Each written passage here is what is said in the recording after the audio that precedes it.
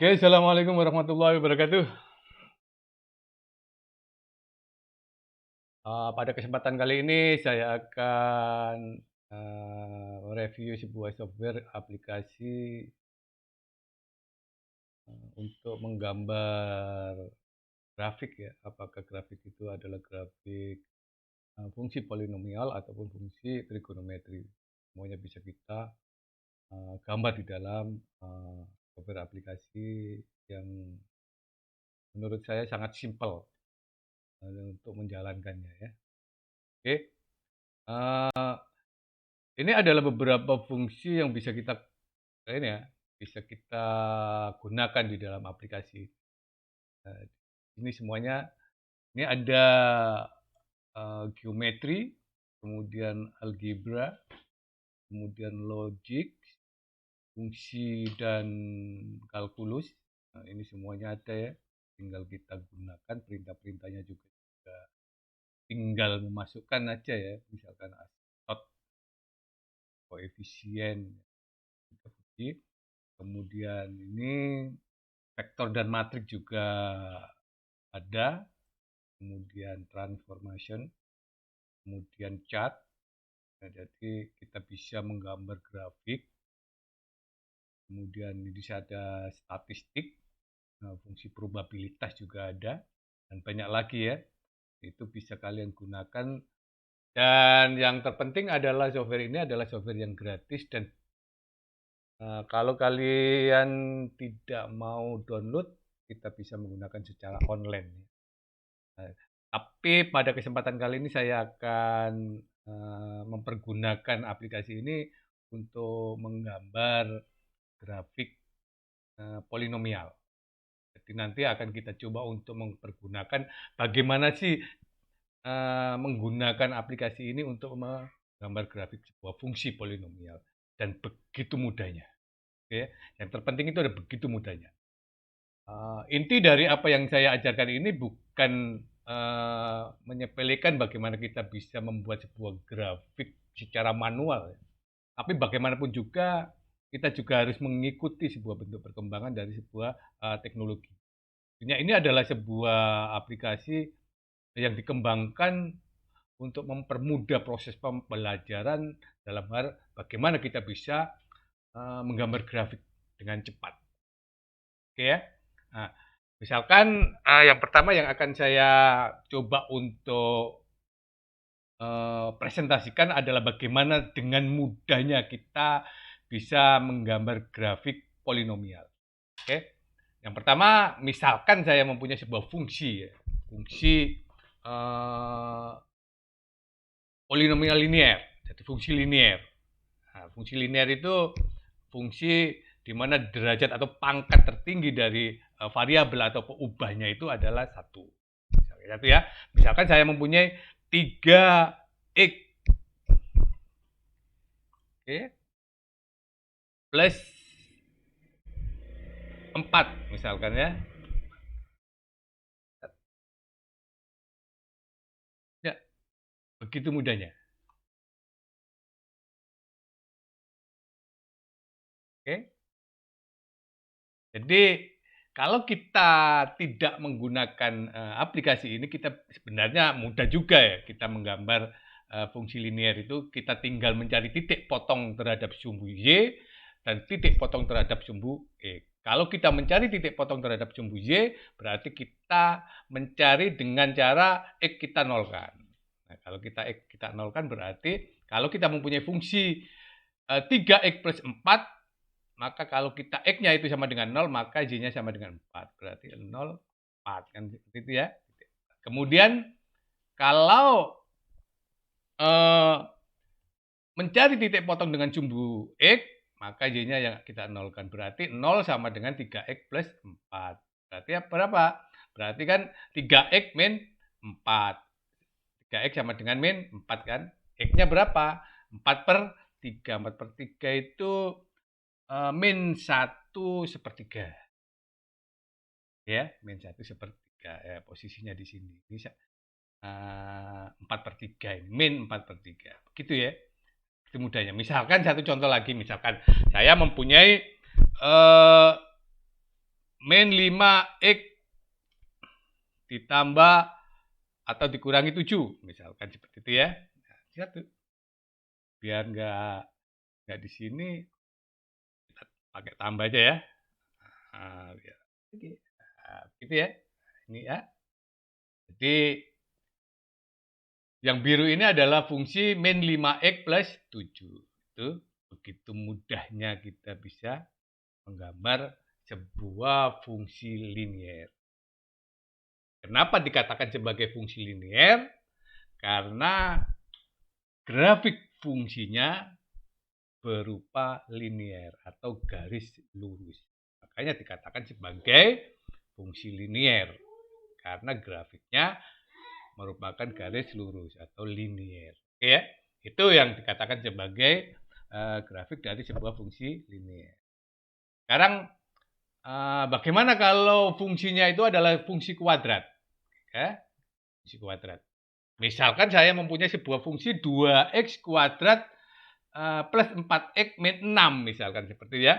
Misalkan ya. 2x sorry ya. Itu dulu ya. 2x kuadrat. Oke, saya aktifkan dulu ini chatnya. Ditambah dengan 4x min 6 kan seperti itu ya. Lihat. Saya sekarang sudah mempunyai sebuah fungsi. Ini adalah fungsi kuadrat. Dari 2x plus 4x plus 6. Tidak begitu lama kita bisa menggambar sebuah fungsi. Dari oke. Nah, misalkan atau kita buat lagi misalkan. Sekarang kalau koefisien dari x-nya itu positif, maka grafik akan menghadap ke arah atas. Ya. Jadi parabolanya itu menghadap ke atas. Karena apa? Karena koefisien dari x kuadrat itu positif. Sekarang bagaimana kalau koefisiennya negatif? Misalkan seperti itu ya. Nah, sekarang kita coba. Kalau misalkan koefisien dari x kuadratnya itu, jadi di sini itu negatif. Koefisien dari x-nya itu. Sekarang min 5x kuadrat. Oke, ditambah misalkan 3x min 8. Misalkan. Oke. Lihat. Ini adalah fungsinya. Menghadap ke atas. Kenapa dia tidak memotong sumbu x? Karena kalau seandainya kita cari akar-akar dari persamaan ini, maka dia tidak mempunyai akar real. Dia tidak mempunyai akar real. Kalau dia memotong sumbu x, maka dia mempunyai akar real. Akar realnya di mana? Titik perpotongan dengan sumbu x inilah yang dikatakan sebagai akar real dari sebuah persamaan kuadrat. Sedangkan yang dia ada atau tidak memotong sumbu x, dia ada di bawah sumbu x atau di atas sumbu x, berarti dia tidak mempunyai akar real. Atau istilahnya itu persamaan kuadrat, fungsi kuadrat ini dia mempunyai akar-akar imajiner. Jadi akarnya itu berbentuk imajiner. Kenapa dia berbentuk imajiner? Karena nilai diskriminannya itu kurang dari 0. Jadi kalau kita mempunyai sebuah fungsi kuadrat atau fungsi pangkat 2, ya, dan dia tidak memotong ketika kita gambar di grafik, dia tidak memotong sumbu x, maka bisa dipastikan bahwasanya nilai diskriminannya pasti kurang dari 0. Dan dia tidak memotong sumbu x. Oke ya? Itulah yang dikatakan sebagai sebuah fungsi kuadrat atau persamaan kuadrat. Kalau kita ubah menjadi sebuah bentuk persamaan, maka persamaan kuadrat tadi itu dia tidak mempunyai akar real. Jadi akarnya itu adalah imajiner. Oke. Itulah bagaimana kita bisa menggambar yang namanya fungsi kuadrat. Atau saya kasih contoh lagi misalkan. Yang bagaimana kalau seandainya koefisien dari x kuadrat itu kurang dari 0, tapi dia mempunyai akar real. Misalkan seperti itu ya. Misalkan min X kuadrat. Sorry ya. Nah, min X kuadrat ditambah dengan 3X min 4 misalkan. Lalu dia juga tidak ini ya, plus 4. Gitu ya. Oke, saya tutup. Oke, ini adalah grafiknya ya. Ketika kita mempunyai sebuah fungsi kuadrat, misalkan ya, fungsi kuadrat, min X kuadrat plus 3X plus 4. Maka ketika kita gambar, dia akan berbentuk seperti ini. Oke. Nah, pada garis ini, itu dikatakan sebagai garis simetris. Di garis simetrisnya itu ini.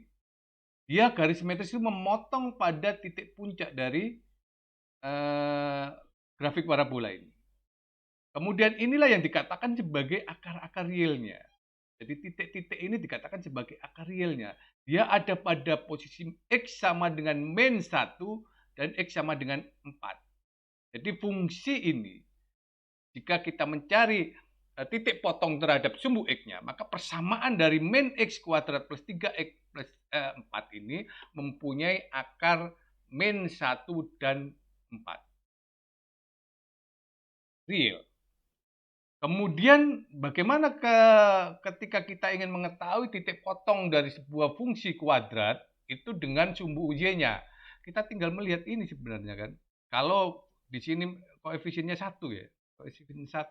Maka ini sebenarnya adalah menunjukkan nilai dari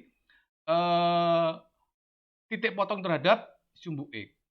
Bagaimana cara mencarinya? Ya sebenarnya sama seperti ketika kita mencari titik potong terhadap sumbu y pada fungsi linear, yaitu apa? Kita substitusikan x sama dengan 0. Ketika kita substitusikan x sama dengan 0, maka kita akan mendapatkan titik potong sebuah fungsi terhadap sumbu y. Oke? Nah, sekarang itu yang grafik dari fungsi kuadrat.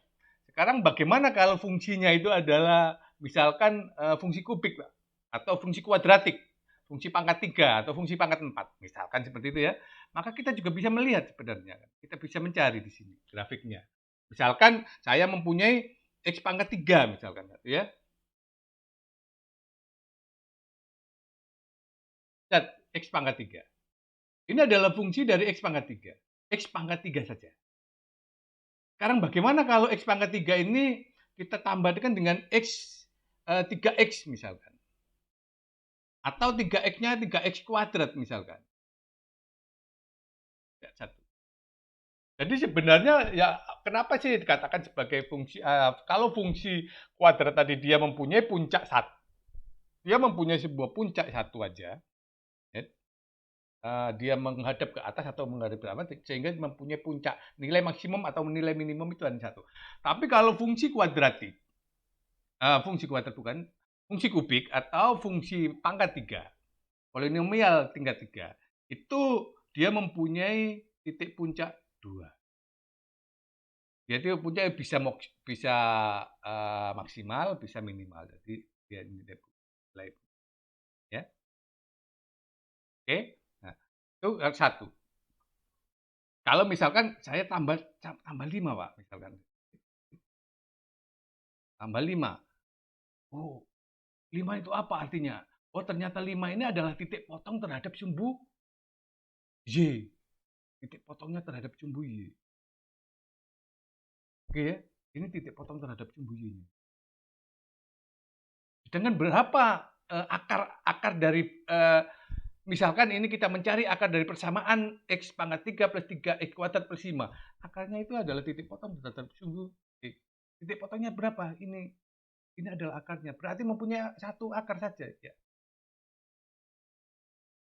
Yang lainnya, kalau tidak imajiner ya pilihannya kan hanya 2 akar itu. Kalau tidak real ya imajiner. Berarti kalau dia mempunyai 1 akar realnya itu sini 1, titik potongnya 1 aja 1, maka itu berarti kemungkinan besar yang 2 itu imajiner atau emang kembar 3. Kembar 3. Itu akar real dari persamaan X pangkat 3. Sedangkan grafik fungsinya itu ya ini. Jadi tidak begitu mudah ya, bagaimana kita bisa menggunakan aplikasi ini untuk menggambar fungsi polinom. Oke. Misalkan satu lagi, kalau misalkan saya mau ini Pak, misalkan ya, min 3x pangkat 3.